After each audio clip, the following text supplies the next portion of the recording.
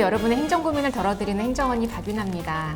이 행정사라는 일이요, 이게 혼자 잘해서 되는 게 아니더라고요. 대표님들의 어떤 요구사항이나 질문들을 빠르고 또 깔끔하게 이렇게 처리를 하기 위해서는 아무래도 전문가분들과 함께 일을 해야 되는 것 같습니다.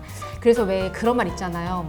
멀리 가려면 함께 가라. 이런 말들을 저는 이제 행정사 일을 하면서 많이 체감하고 있는 것 같아요. 많은 분들에게 도움을 드리고 같이 이렇게 일을 하고 있는 편입니다.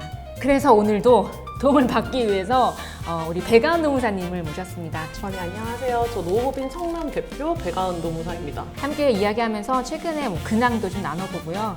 대표님들이 좀 도움이 되실 만한 그런 이야기들도 좀 해보고, 특히 노무와 행정업계에서 대표님들이 꼭 아셔야 되는 그런 이슈들을 한번 다뤄보도록 하겠습니다. 행정언니. 대표님들이 주로 많이 물어보시는 거는 약 2가지 정도인데요. 최근에 기업부설 연구소라고 우리 연구소. 맞아요. 세액공제도 된다고. 연구소가 그 현장 실사를 좀 해요. 현장 실사 요즘 엄청 엄격해져가지고 옛날에는 와서 이제 연구소 직원이 누구냐, 연구 일지 이제 보여달라 이러고 이제 가셨다면, 최근에는 연구 일지를 보면서 대행업체가 쓴 거 아니냐 이런 거를 막 잡아내시고. 그럼 이제 사실 업체 입장에서는 누군가가 연구 노트를 잘 써줘야 되는데, 사실 우리가 연구 하나도 안 하는데 대행업체 썼다 이러면 3천만 원 이하의 벌금에 처하겠다, 3년 이하의 징역, 3천만 원 이하의 벌금 이렇게 하겠다, 그런 이야기 나오고 있고, 특히 연구개발로 국가에서 지원금 받는 그런 업체는 받았던 돈도 다 토해내야 되고 세금도 토해내고 5배, 최대 5배거든요. 이게 그 제재 부과금이 5배 다시 돌려내야 되고 이런 게 있어요. 실업급여도 막 5배 이렇게. 실업급여도 그래요? 네, 허위로 그래요? 받게 되거나 부정수급하시면 최대 5배까지 이제 물리기 때문에, 그렇군요. 그런 부분도 보면 이제 나라의 돈을 그렇죠. 허위로 이제 수령하는 것 자체가 정부가 관리를 많이 하고, 그렇죠. 벌금이나 과태료 부과를 많이 하는 거죠. 맞아요. 여기 이거 연구에서 그 나라에서 지원받는 지원비를 받는 경우 진짜 최대 5배 제재 부과금이 있더라고요. 이게. 그러니까 이제 다들 좀 열심히 쓰셔라 이렇게 하고 있죠. 그런 것 같아요. 행정언니. 또 저희는 이제 2번째는 이제 그거 요즘에 위험성 평가 관련돼서 법 개정 이제 되거든요.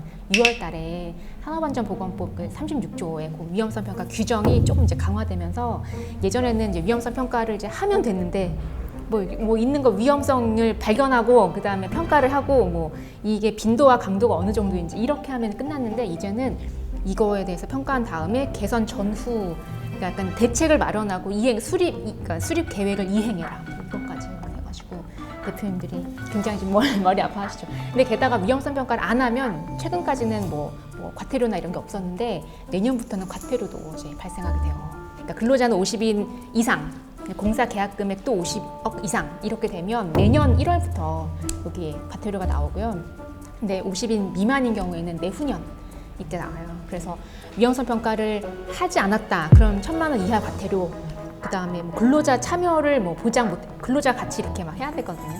근로자 참여를 보장 안 하거나 아니면은 교육을 위험성 평가를 한 다음에 공유 막 해야 되는데 공유도 안 해줬다 그러면 각각 500만 원 이하의 과태료, 아니면 위험성 평가 자체를 기록을 남기지 않았다 300만 원 이하의 과태료, 이렇게 과태료가 붙어서 앞으로 위험성 평가에 대해서도 많이 좀 요청이 오지 않을까 그런 생각이 많이 들더라고요. 그래서 그게 가장 최근에 큰 이슈긴 해요.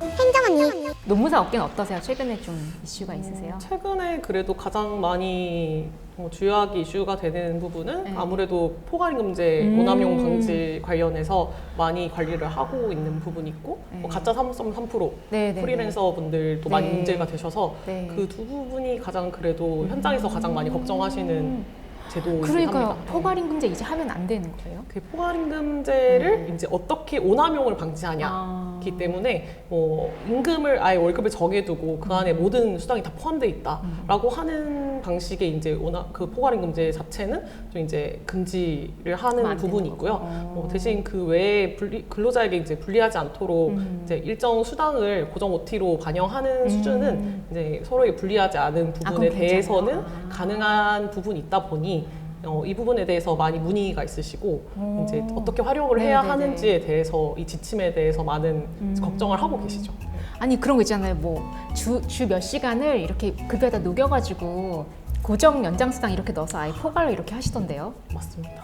근데 만약에 그거보다 근로자가 더 근무하면 더 주는 거예요? 오버타임? 그래서 그게 오남용 되는 부분도 일정한 그 시간과 금액을 정해두고 네. 이 이상 일하든 안 일하든 이제 여기까지만 주겠다라고 그렇죠. 하는 게 사실상 문제되는 네. 것 중에 하나다 보니까 약정한 시간과 금액이 있으시면은 그 부분보다 실제로 초과 근무하셨으면 그 네. 부분에 대해 차액을 당연히 지급을 계산해서 하셔야 되는 부분이고 그렇구나. 네. 뭐 다만 이제 약정한 부분보다 초과해서 근무하지 않고 미달해서 맞아. 근무를 적게 했었던 하는 경우도 있는데 그 경우는 근로자한테 불리하면 안 되기 때문에 네. 이제 약정한 금액을 줘라 아. 라고 하는 것이 지금 지침이 나온 그럼 상황이고요. 대표님들 입장에서는 거기까지 일 안 했으면은 빼면 안 되고 더 하면 더 주고. 더 주고 그 네. 기본적으로 연봉을 측정하는 상황에서 그런 부분 다 고려해서 이제 잡으셔야 되고 그 대기업도 그렇고 많은 회사들이 다 고정노티를 운영을 하고 있기 때문에 그래 대기업 사실상 이 고정노티를 아예 없애라라고 하는 거는 현실적으로 당장은 쉽지는 않고 점차적으로 이제 되도록 이제 별도로 운영을 하는 게 맞는 방향으로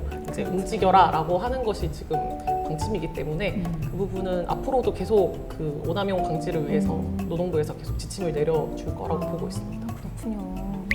너무 어렵다. 행정 언니. 3.3%. 그것도 궁금해 어떤 건지. 그 부분을 사실상 사대보험료가 좀 요율이 높다 보니까 네, 네. 너무 부담된다라는 이제 서로 간에 이제 합의하에 맞아. 서로 3.3% 이렇게 프리랜서로 이제 사업소득 신고를 하시는 경우가 굉장히 많아요. 그런데 이제 사실은 이게 뭐 원칙에 맞지 않기 때문에 이제 노동부에서 이 부분에 대해서 많이 제재를 하고 있었는데 그걸 찾기가 쉽지는 않았거든요. 올해부터는 국세청이랑 연계를 해서 3.3% 운영을 하는데 그렇게 어려운 업종들을 이제 관리를 하고 이제 감독을 한다.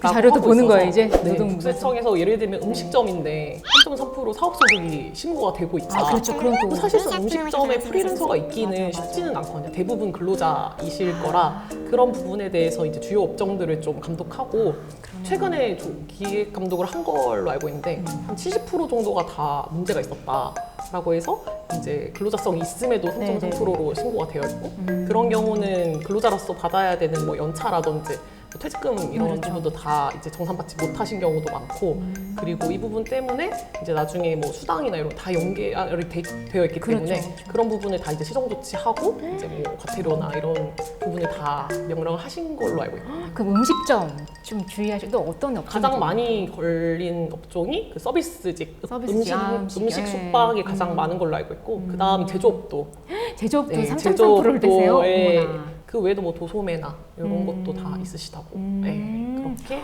그렇군요. 요즘 엄청 또 난리가 났네요. 또 3.3% 때문에. 네. 행정 언니. 그다음 노조 관련돼서 최근에 막 뭐 얘기 많이 나오던데 어때요? 사실은 노조법 관련해서는 노란봉투법이 제정되면서 되게 분쟁이 많아지긴 했거든요. 그거 한번 설명해 주세요. 노란 노란봉투 간단하게 얘기 드리면 사업을 하면 기업이 통일해서 수수를 할 수 있는 부분이 있어서 그 부분에 대해서 이제 개인에게 과다한 책임을 지운 것에 대해 이제 노란봉투에 이제 성금을 모아서 이제 지원했다는 거에서 이제 노란봉투법이라고 이게 유래가 된 건데 크게 보면은 두 가지가 있는데요. 근로계약상 사용자에 대해서 이제 교섭이나 노조 권리를 이제 인정하는 게 아니라 더 넓게 확대해서 실질적으로 지배 결정할 수 있는 예를 들어 원청까지 교섭을 요구할 수 있는 사용자성을 인정하고 확대한 부분이고요. 그 외에도 기업에서 파업이 생겼을 때 손해배상 청구할 수 있는 부분에 대해서 좀 손해보상 범위를 좀 축소할 수 있도록 그렇게 방향을 두 가지로 해서 지금 제정이 돼서 시행이 되고 있다 보니 지금 뭐 최근에 그 편의점 본부에서도 문제가 있어서 편의점 본부, 물류회사, 뭐 운송업체 그리고 뭐 물류기사, 화물기사님들 이렇게 구조가 되어 하도급 계속 구조이긴 한데 결과적으로 이 화물연대에서 그 본사, 편의점 본사에 요청을 하는 거죠. 지배 결정하는 이제 원청에 대해서 너희가 이제 교섭을 해서 밑에 주는 금액을 올려줘야 우리가 높은 급여를 받을 수 있다라는 방법을 이게 교섭을 요구를 하다 보니 이 부분이 노란봉투법에서 100% 명확하게 기준이 있는 부분이 아니라서 사실상 앞으로 이제 점점 판례가 나오고 이제 기준이 생기면서 어느 정도는 잡혀가야 될 부분이긴 합니다. 직원 어떻게 내보내냐, 맞아. 그거 많이 물어볼 것 같아요. 정리를 어떻게 하냐, 뭐 정리해고를 어떻게 하냐도 직원들 내보내는 게 그렇게 어려운 거예요? 뭐 폐업이라고 하면은 사실상 이제